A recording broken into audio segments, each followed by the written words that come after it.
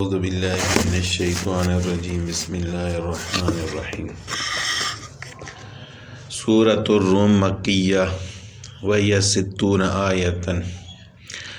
سورہ روم مکی صورت ہے، اس کی 60 آیات اور 6 رکوع ہیں۔ الف لام میم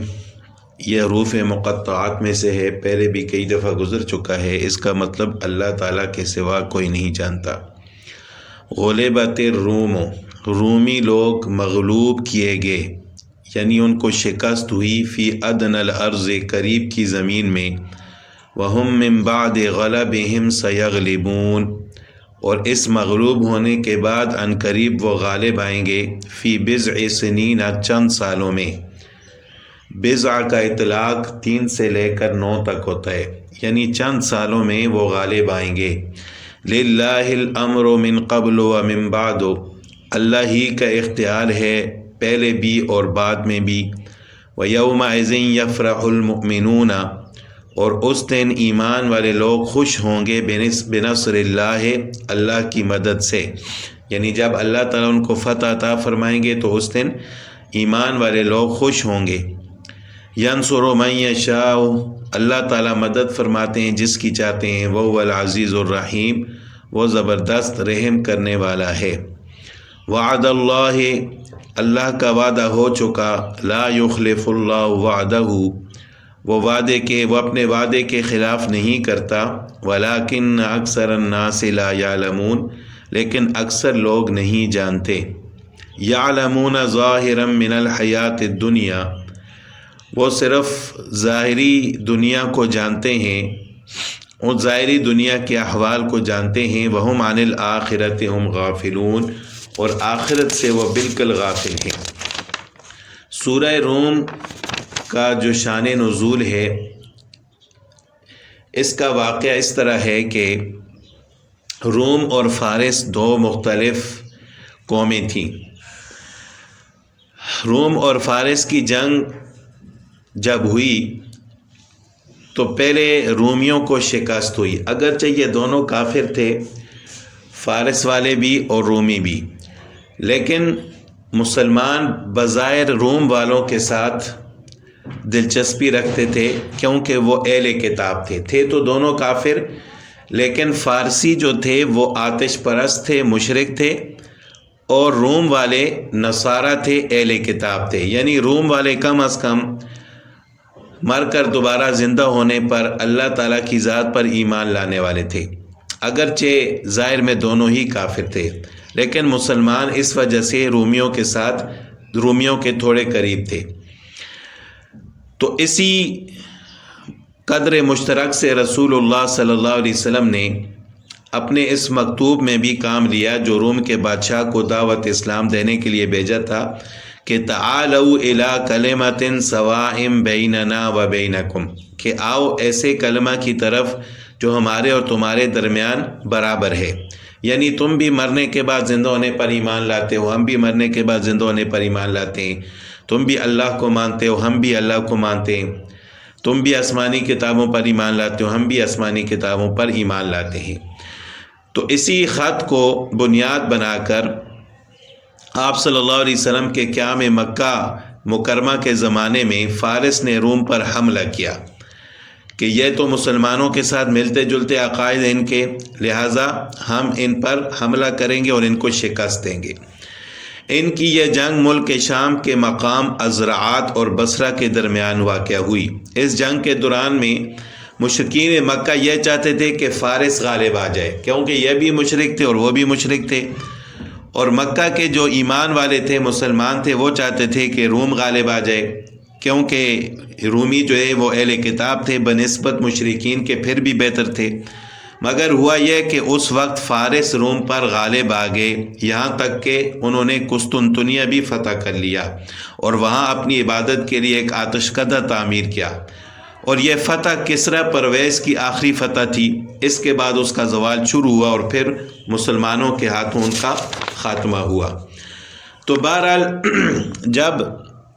رومیوں کو شکست ہوئی تو اللہ تعالیٰ نے سورہ روم کی یہ ابتدائی آیات نازل فرما کر مسلمانوں کو خوشخبری دی کہ آپ پریشان نہ ہو، غلبت روم کہ رومی لوگوں کو شکست ہوئی ہے، لیکن عنقریب ان کو اللہ تعالیٰ فتح نصیب فرمائیں گے فی بضع سنین، چند سالوں میں۔ تو جب یہ آیات نازل ہوئیں تو اس وقت عبداللہ بن ابی جو کہ مشرک کفار کا منافقین کا بڑا سردار تھا، حضرت ابوبکر صدیق رضی اللہ تعالیٰ عنہ نے یہ آیات سن کر مکہ کے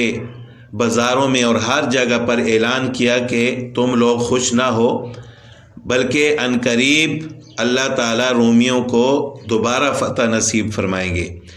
عبداللہ بن ابی نہیں بلکہ ابی بن خلف، عبداللہ بن ابی تو منافقین کا سردار تھا، ابی بن خلف۔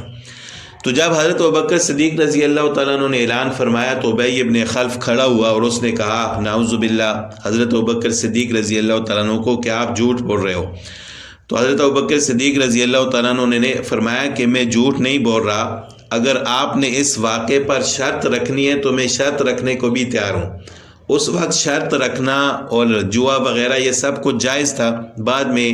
جب مسلمان مکہ سے مدینہ ہجرت کر کے آئے تو پھر شراب بھی حرام ہوئی اور جوا بھی حرام ہوا۔ تو شرط یہ رکھی گئی کہ حضرت ابوبکر صدیق رضی اللہ تعالیٰ عنہ نے فرمایا کہ اگر رومی غالب آ گئے تو آپ مجھے 10 اونٹنیاں دو گے، اور اگر رومی غالب نہ آئے تو میں آپ کو 10 اونٹنیاں دوں گا۔ اور اس پر وہ راضی ہو گیا۔ جب اس کی خبر رسول اللہ صلی اللہ علیہ وسلم کو ہوئی تو آپ صلی اللہ علیہ وسلم نے حضرت ابوبکر صدیق رضی اللہ تعالیٰ عنہ سے فرمایا، حضرت ابوبکر صدیق رضی اللہ تعالیٰ عنہ نے 3 سالوں کی شرط رکھی گئی کہ 3 سالوں کے اندر اگر رومی غالب آ گئے تو آپ مجھے 10 اونٹنیاں دو گے، اگر نہ غالب آئے تو میں آپ کو دوں گا۔ تو آپ صلی اللہ علیہ وسلم نے حضرت ابوبکر صدیق رضی اللہ تعالیٰ عنہ سے فرمایا کہ 3 سال کی مدت کی کوئی متعین تو نہیں ہے، کیونکہ قرآن میں تو بضع سنین کے الفاظ ہیں جس کا اطلاق 3 سے 9 سال تک آتا ہے۔ تو آپ اس طرح کرو کہ جاؤ اور اس سے نئی شرط رکھو، 3 سال کی شرط ختم کرو، بلکہ یہ کہو کہ اگر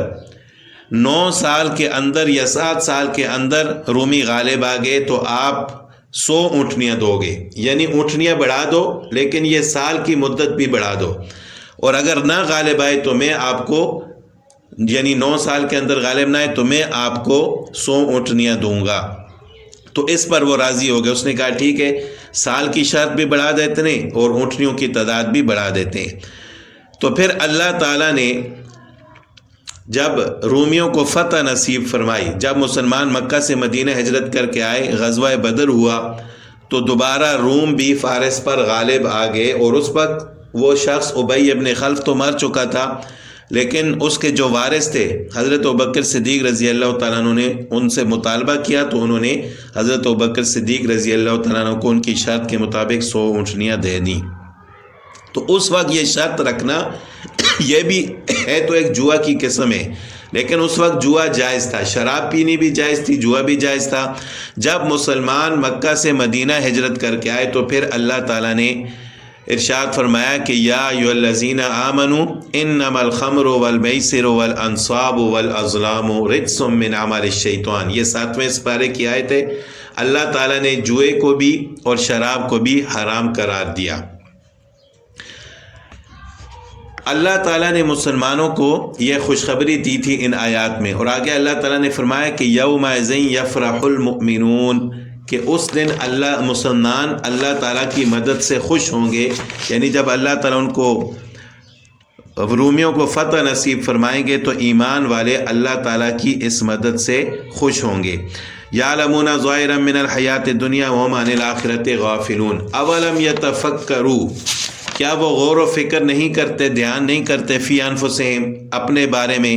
یعنی اپنی ذات میں بھی وہ غور و فکر نہیں کرتے کہ اللہ تعالیٰ نے کس طرح حکمت کے ساتھ ان کو پیدا فرمایا ہے۔ ما خلق اللہ السماوات والارض وما بینہما الا بالحق، اللہ تعالیٰ نے زمین و آسمان اور ان کے درمیان جو کچھ بھی ہے اس کو حق کے ساتھ پیدا فرمایا، ٹھیک ٹھیک پیدا فرمایا۔ وَأَجَلٍ مُّسَمًّى، اور وعدہ مقررہ کے مطابق پیدا فرمایا۔ وَإِنَّ كَثِيرًا مِّنَ النَّاسِ بِلِقَاءِ رَبِّهِمْ لَكَافِرُونَ، اور بہت سارے لوگ اپنے رب کے ساتھ ملاقات کرنے کو نہیں مانتے، یعنی وہ ایمان ہی نہیں رکھتے کہ مرنے کے بعد ہمیں دوبارہ زندہ کیا جائے گا۔ اولم یسیروا فی الارض، کیا انہوں نے زمین میں سیر نہیں کی، وہ زمین میں گھومے پھرے نہیں ہیں، فینظروا، کہ وہ دیکھ لیتے، کیف کان عاقبۃ الذین من قبلہم، کہ ان سے پہلے لوگوں کا انجام کیسا ہوا، کانوا اشد منہم قوہ، وہ پہلے لوگ طاقت میں ان سے زیادہ تھے، زیادہ سخت تھے، وآثاروا الارض، اور انہوں نے زمین کو یعنی ان زمین میں ہل بھی چلائی تھی، وعمروها، اور زمین کو بسایا بھی، اکثر مما عمروها، ان کے بسانے سے زیادہ، یعنی جتنے ابھی یہ لوگ زمین میں رہ چکے ہیں اور زمین میں ہل چلاتے ہیں تو اس سے زیادہ وہ لوگ زمین میں رہ کر زمین کو بسا چکے ہیں۔ وجاءتہم رسلہم بالبینات، اور ان کے پاس رسول بھی آئے تھے کھلے دلائل لے کر، فما کان اللہ لیظلمہم، سو اللہ تعالیٰ نے ان پر ظلم نہیں کیا، ولکن کانوا انفسہم یظلمون، بلکہ وہ خود اپنی جانوں پر ظلم کرنے والے تھے، یعنی خود انہوں نے اللہ تعالیٰ کی ذات کا انکار کیا، کفر کیا، جس کی وجہ سے اللہ تعالیٰ نے ان پر عذاب نازل فرمایا۔ تو اگر یہ لوگ بھی ان سے عبرت حاصل نہیں کریں گے تو ان کا انجام بھی یہی ہوگا۔ ثم کان عاقبۃ الذین اساءوا السوء، پھر برا کرنے والوں کا انجام بھی برا ہوا، ان کذبوا بآیات اللہ، اس واسطے کہ وہ جھٹلاتے تھے اللہ تعالیٰ کی آیات کو، وکانوا بہا یستہزئون، اور ان کے ساتھ مذاق کرتے تھے، تو جس کی وجہ سے اللہ تعالیٰ نے ان پر عذاب نازل فرمایا۔ تو آج کے لوگوں کو یعنی ان کے حالات پڑھ کر اور دیکھ کر عبرت حاصل کرنی چاہیے کہ اگر یہ بھی اللہ تعالیٰ کی فرمانبرداری نہیں کریں گے تو اللہ تعالیٰ ان پر بھی عذاب نازل فرمائیں گے۔